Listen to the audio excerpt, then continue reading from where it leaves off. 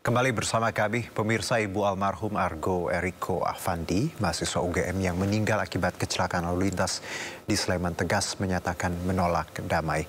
Ia meminta kasus kematian anaknya tetap dilanjutkan hingga tuntas demi keadilan. Usai menjalani pemeriksaan ahli waris secara tertutup oleh Polresta Sleman di Fakultas Hukum UGM Yogyakarta, Melina, ibunda Argo, meminta pendampingan hukum kepada kantor pusat konsultasi dan bantuan hukum. Pendampingan untuk mengawal kasus kecelakaan yang merenggut nyawa anaknya tersebut. Ibu korban menyampaikan jika anaknya adalah sosok yang baik, sopan, pintar, dan memiliki kontribusi bagi keluarga maupun orang lain. Sementara Dekan Fakultas Hukum menyebut siap memberikan pendampingan hukum bagi keluarga korban. Jelas bahwa memang anak saya itu anak yang baik, sopan, pintar, dan juga dia sangat berkontribusi banyak bagi orang lain.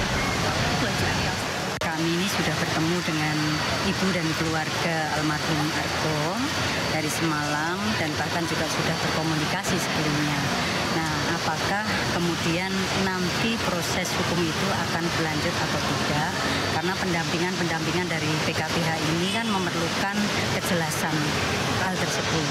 Nah, kejelasan itu kami dapatkan dari ibu dan keluarga bahwa memang ibu dan keluarga menginginkan terus untuk melanjutkan proses hukum sehingga betul kebenaran dan keadilan itu ditegakkan. Pengemudi mobil mewah yang menabrak mahasiswa UGM hingga tewas di Sleman, Yogyakarta ditetapkan sebagai tersangka. Keluarga korban meminta keadilan ditegakkan.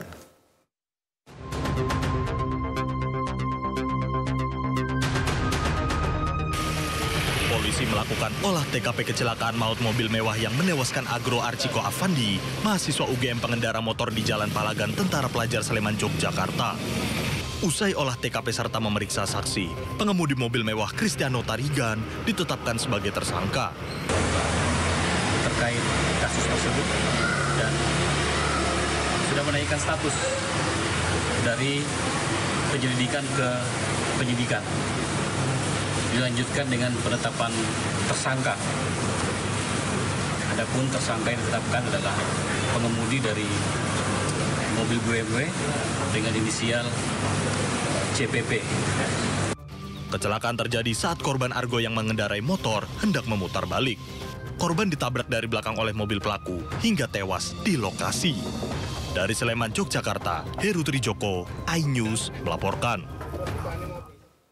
Hasil survei Indikator Politik Indonesia menyebutkan 66,9% masyarakat Indonesia tidak percaya Presiden ke-7 Joko Widodo telah memalsukan ijazah. Terkait hasil survei tersebut, Jokowi buka suara di kediamannya di Solo, Jawa Tengah.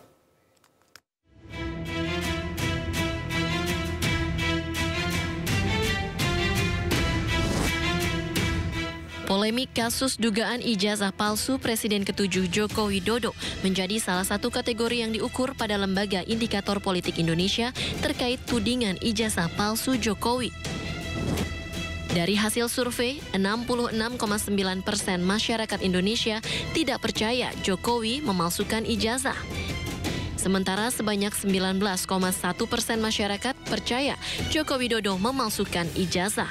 Hal ini disampaikan oleh Direktur Eksekutif Politik Indonesia, Burhanuddin Muhtadi. Terkait hasil survei tersebut, Jokowi buka suara di kediamannya di Solo, Jawa Tengah dan menilai masyarakat memiliki logika dan penalaran yang sehat dalam melakukan survei. Artinya masyarakat memiliki logika dan penalaran dan sehat. Memiliki logika dan penalaran yang sehat. Artinya itu. Karena logikanya memang nggak masuk. Saya kira 68% ya, menyampaikan ketidakpercayaannya. Tapi juga masih ada yang percaya, Pak. Ya, pasti ada yang pro, ada yang kontra, ada yang percaya, ada yang nggak percaya. Tapi semuanya nanti kita serahkan pada proses hukum. Nanti di pengadilan akan terbuka semuanya secara jelas dan gamblang.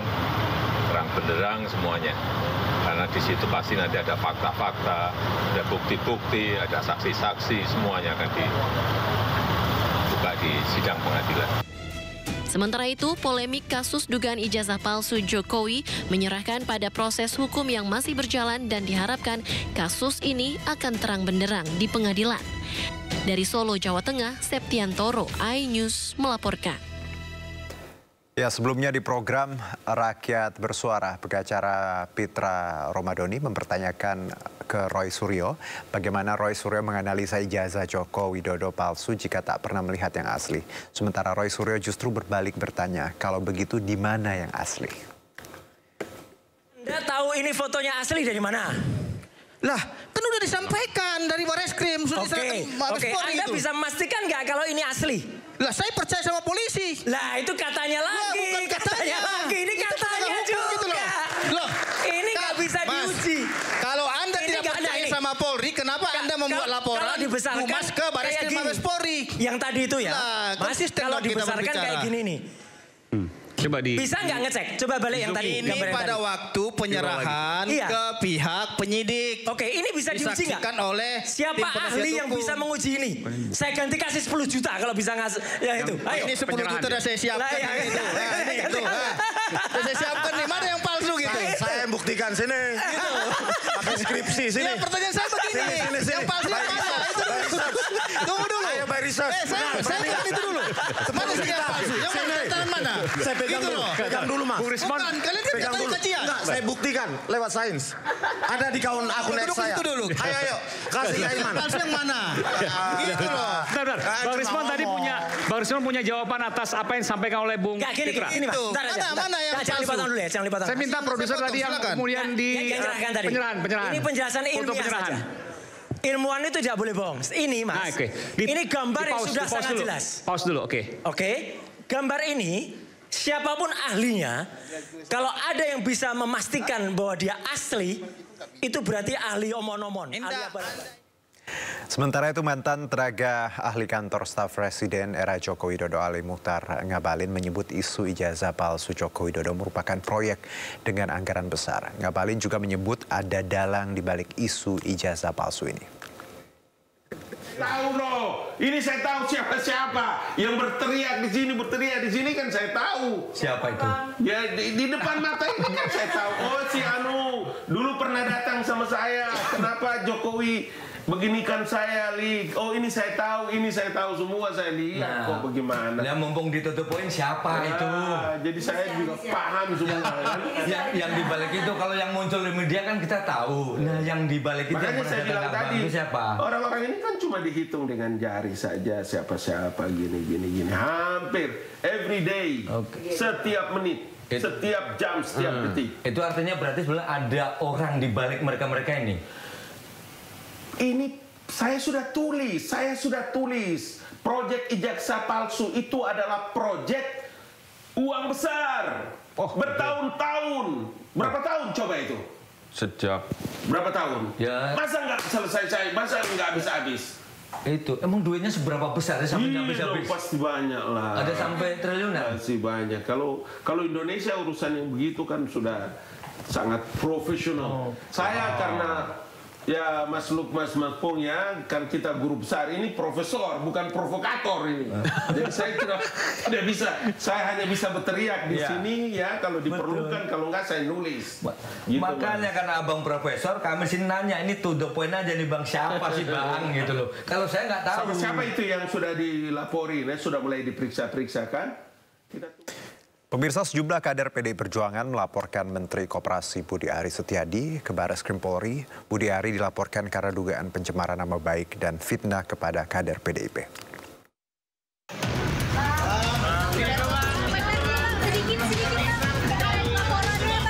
Delapan orang kader PDI Perjuangan mendatangi Bareskrim Polri dengan membawa sejumlah dokumen dan barang bukti. Mereka juga membawa rekaman pembicaraan Budi Ari yang dianggap memfitnah PDIP di salah satu media. Bukti-bukti yang bisa kami sampaikan adalah ada video yang utuh, ada rekaman yang utuh pembicaraan yang Budi Ari dengan salah satu dari media juga. Nah dari situ kami membuat laporan. ya. Kami ini sebagai kader PDI Perjuangan ya merasa tersakiti atas pernyataan ya yang disampaikan oleh Budi Ari yang menuduh katanya PDI Perjuangan yang main ini semua dan Bapak Budi Gunawan. Nah ini kami PDI Perjuangan, kader PDI Perjuangan, kami merasa bahwa apa yang disampaikan itu adalah fitnah yang mungkin menurut teman-teman juga akan menjadi sesuatu hal yang menyakiti.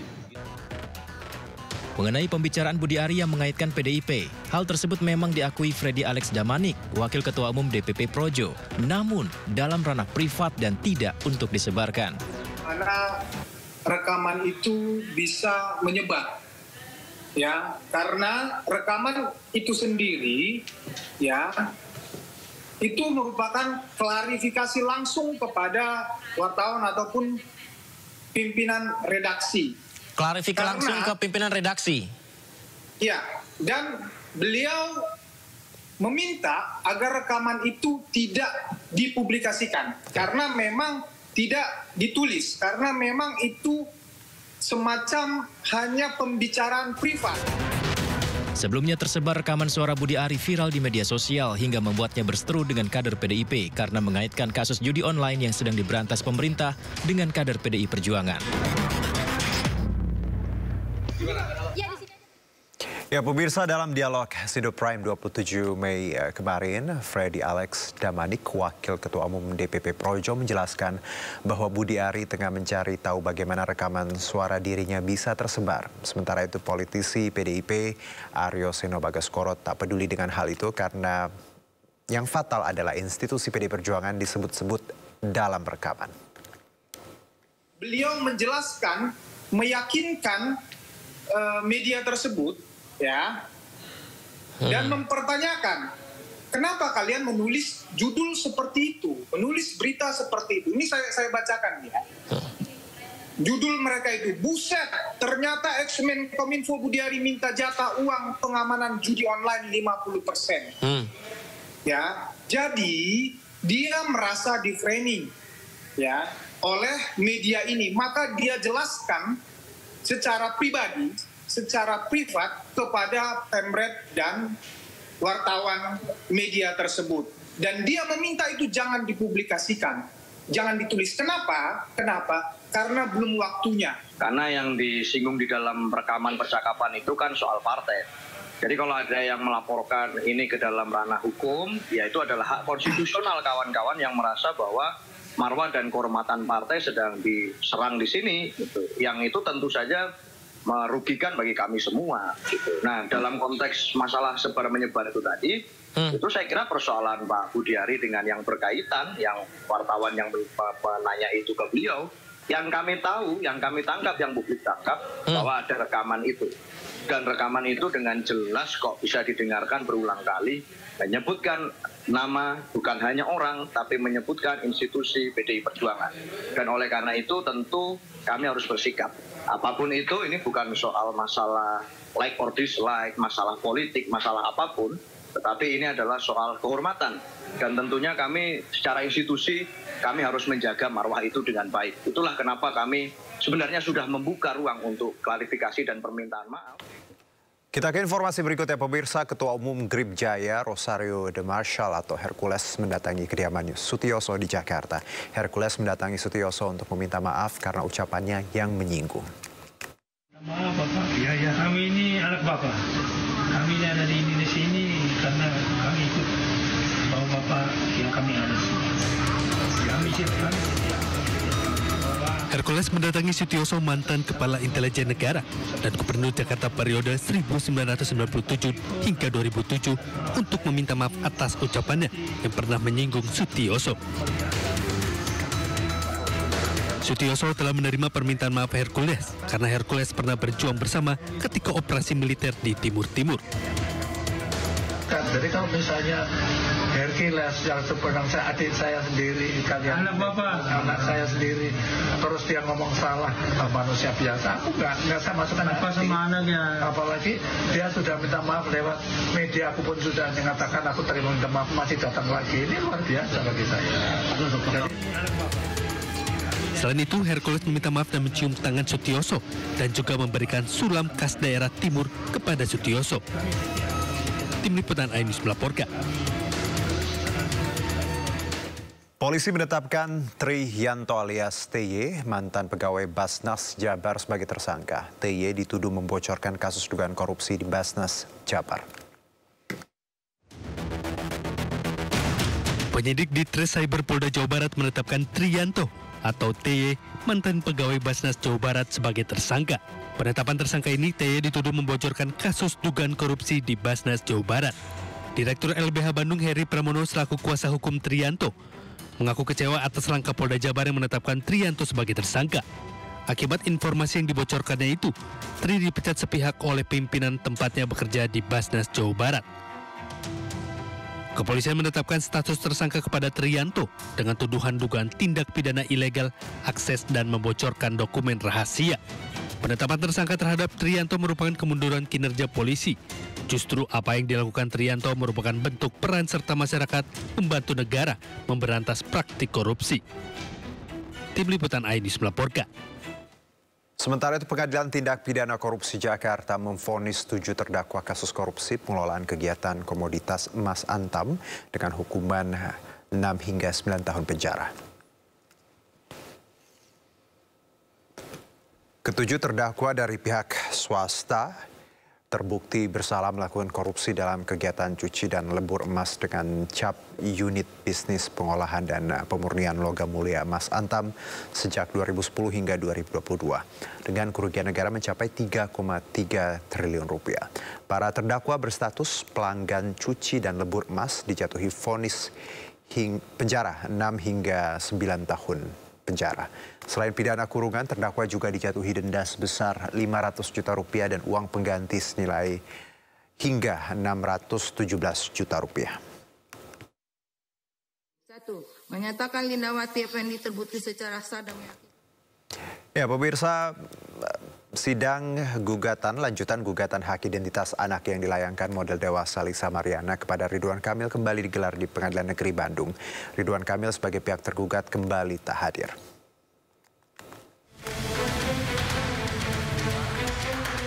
Setelah sidang perdana sempat ditunda pada minggu lalu, sidang lanjutan gugatan hak identitas anak yang dilayangkan model majalah dewasa Lisa Mariana kepada Ridwan Kamil kembali digelar pada Rabu siang di Pengadilan Negeri Bandung, Jawa Barat. Seperti sidang sebelumnya, Ridwan Kamil kembali tidak hadir dan hanya diwakilkan oleh kuasa hukumnya. Dalam agenda mediasi itu tidak ada titik temu antara pihak tergugat dan penggugat sehingga sidang mediasi akan dilanjutkan pada 4 Juni mendatang. Pihak dari kuasa hukum Lisa Mariana meminta dalam sidang selanjutnya agar Ridwan Kamil hadir karena selaku prinsipal sesuai peraturan Mahkamah Agung. Sementara menurut kuasa hukum Ridwan Kamil, Muslim Jaya Butar-Butar, ia mengatakan dalam hukum perdata tidak ada kewajiban Ridwan Kamil untuk hadir dalam persidangan. Dan agenda selanjutnya tadi sudah ditunjuk hakim mediator, yang dimana hakim mediator tersebut kami memohon dari majelis hakim langsung dan ternyata disetujui. Kami apresiasi itu dan semoga berjalan dengan baik karena proses mediasi itu kan hanya 30 hari ya. Jika tercapai nanti itu perdamaian ya berarti everybody happy, dalam artian win-win solution. Berarti tidak perlu ada hukum-hukuman, ya udah sama-sama tes DNA. Diketahui Lisa Mariana melakukan gugatan terhadap Ridwan Kamil terkait soal hak identitas anak hasil hubungan dengan Ridwan Kamil. Ia meminta agar Ridwan Kamil mengakui anak dari Lisa Mariana. Dari Bandung, Jawa Barat, Yanuar Syandika, iNews melaporkan. Pasca viral tidak mencantumkan secara eksplisit keterangan non-halal, pemilik dan manajemen ayam goreng Widuran terancam pidana. Para pelanggan yang dirugikan bisa mengajukan gugatan class action dan membawa kasus ini ke ranah hukum.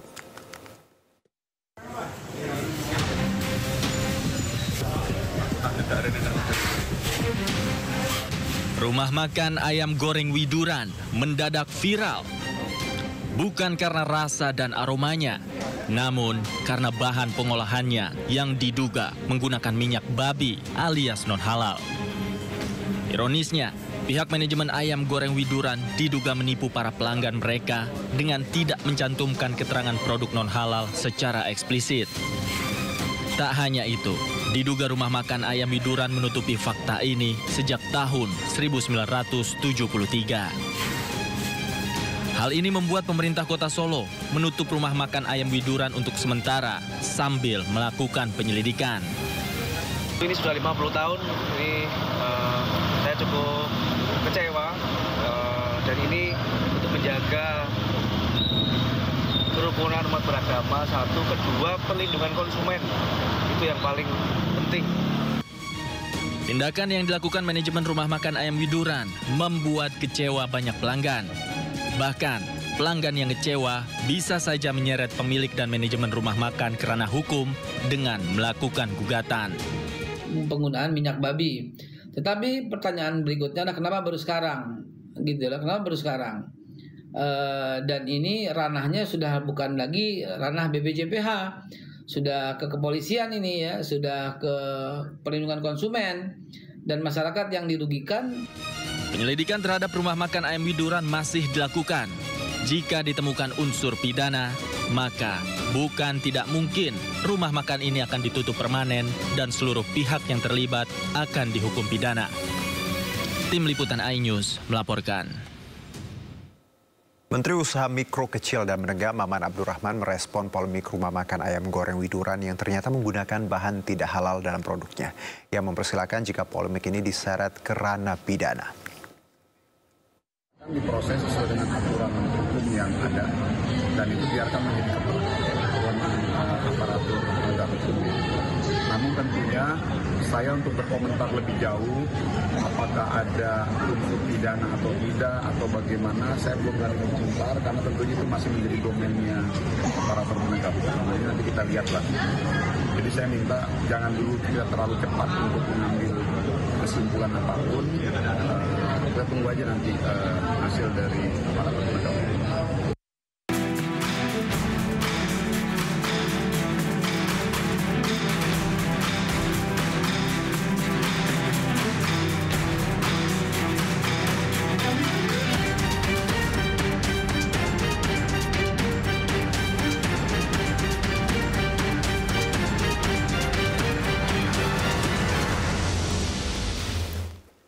Pemirsa, di tengah sulitnya mencari pekerjaan, Presiden Prabowo bersiap meluncurkan 6 paket bantuan pemerintah. Bantuan tidak hanya berupa potongan harga, tetapi juga tambahan alokasi bansos. Dan berikut daftar paket bantuan dari pemerintah.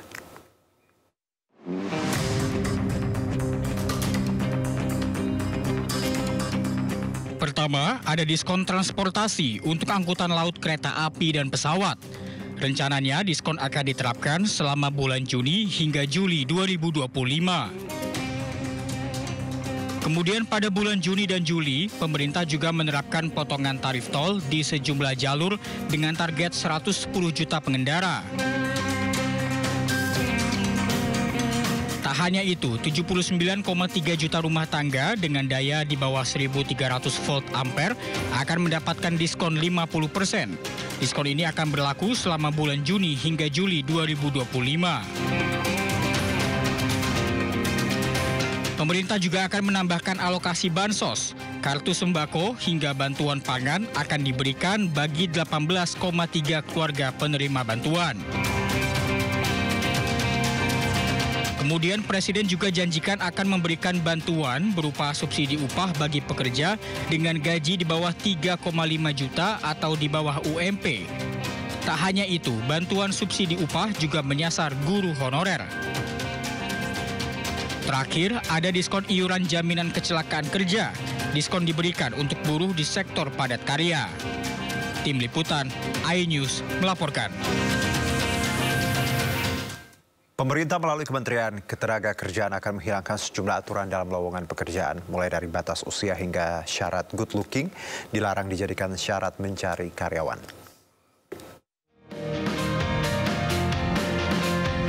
Sulitnya mencari pekerjaan menjadi perhatian pemerintah. Sejumlah aturan pun dibuat untuk mempermudah rakyat dalam mendapatkan pekerjaan yang sesuai. Kementerian Ketenagakerjaan pun meminta perusahaan-perusahaan untuk menghapus syarat batas usia hingga berpenampilan menarik dalam mencari pegawai baru. Jadi nanti para pencari kerja tidak lagi disyaratkan terkait umur. Umur nanti kita akan hapus. Kedua, soal syarat harus good looking dan sebagainya, itu juga tidak ada. Kemudian umur tidak ada juga.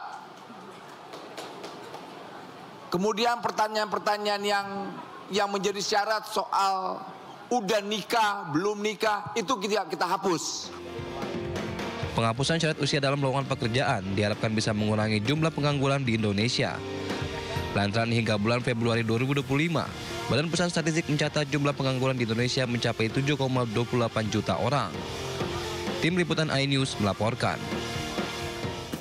Usulan penambahan batas usia pensiun aparatur sipil negara hingga 70 tahun datang dari Dewan Pengurus Korpri Nasional. Pemerintah menyatakan akan mempertimbangkan berbagai aspek termasuk regenerasi dalam tubuh ASN. Usulan untuk menaikkan batas usia pensiun ASN menjadi 70 tahun disampaikan Korpri dalam rangka penyesuaian dengan dinamika dan kebutuhan organisasi. Saat ini batas usia pensiun ASN di Indonesia berada di usia 58 tahun untuk pegawai administrasi dan 60 tahun untuk jabatan fungsional. Namun seiring peningkatan usia harapan hidup dan tuntutan kompetensi pegawai, Korpri menilai sudah saatnya usia pensiun ditinjau ulang. Kantor Komunikasi Presiden mengklaim usulan tersebut bisa diterima namun harus melalui kajian mendalam.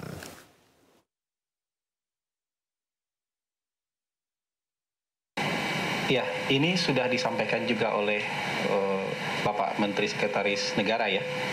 Karena sebagai sebuah usulan tentu sah-sah saja dan usulan-usulan yang baik tentu kita tampung saja.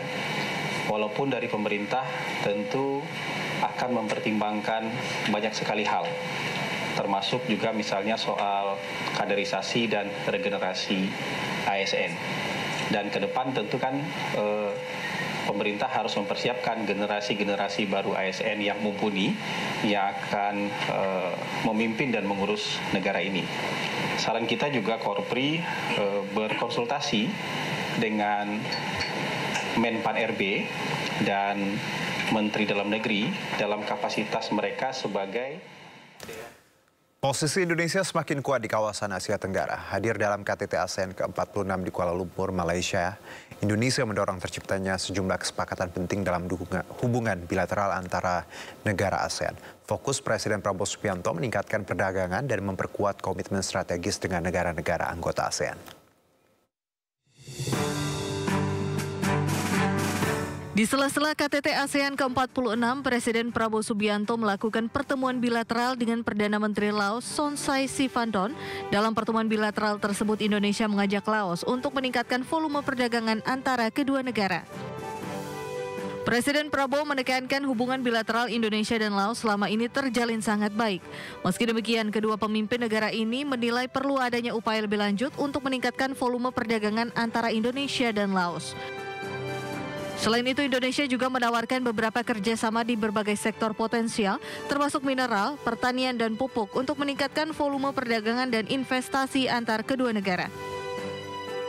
Dalam keterangan resminya, Presiden Prabowo menegaskan hubungan bilateral Indonesia dan Laos merupakan kerjasama yang penting karena sebagai negara anggota ASEAN, Indonesia dan Laos memiliki visi bersama menuju kawasan yang damai, inklusif, dan sejahtera. Dalam kesempatan yang sama, Presiden Prabowo Subianto juga melakukan pertemuan bilateral dengan Perdana Menteri Singapura, Lawrence Wong. Pertemuan antar keduanya berlangsung produktif dengan fokus membahas penguatan kerjasama bilateral yang erat dalam menghadapi situasi geopolitikal yang tidak menentu. Sebagai bagian dari negara ASEAN, Indonesia dan Singapura memiliki tanggung jawab bersama untuk menjaga stabilitas kawasan, di mana bilateral ini mencerminkan komitmen kedua negara dalam membangun kemitraan yang saling menguntungkan serta memperkuat kolaborasi yang konkret.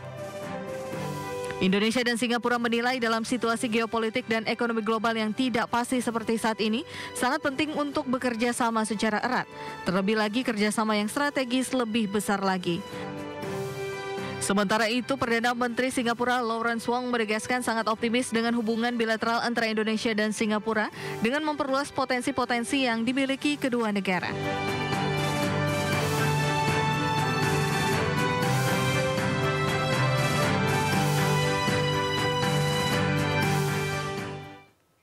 Ya, di sisi lain Indonesia juga mengajak negara-negara anggota ASEAN untuk terus meningkatkan industri baja kawasan regional. Pasalnya produktivitas industri baja ASEAN dinilai sangat potensial. Chairman Indonesian Iron and Steel Industry Association atau IISIA, Akbar Johan menilai produktivitas industri baja Indonesia dan ASEAN cukup besar, di mana kapasitas produksi baja kawasan ASEAN bisa mencukupi kebutuhan permintaan pasar global.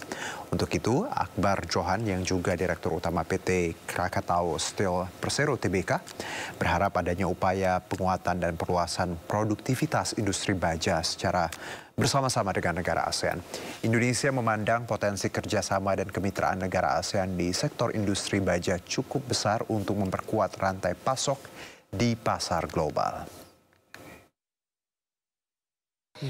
Dengan kapasitas negara ASEAN dan kontribusi ke global ekonomi sekarang, itu tidak kurang daripada 80 juta ton potensi baja ASEAN bila mana kita satukan dalam One ASEAN First. Tentu ini menjadi satu kekuatan untuk bargaining dan tidak hanya daripada kemampuan memproduksi ataupun kapasitas produksi, tetapi market yang ada di ASEAN ini market yang sangat punya prospektus untuk tumbuh dibanding daripada USA dan ASEAN. Kenapa? Karena demand daripada negara maju secara special steel ataupun baja yang khusus memang value-nya tinggi tetapi volumenya kecil dibanding dengan negara ASEAN.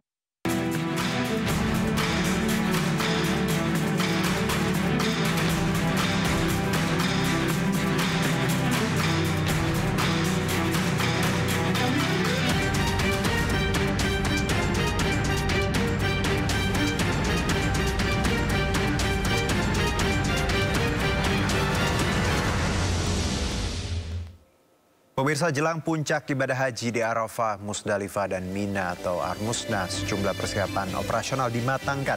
Informasi lengkapnya usai jeda berikut.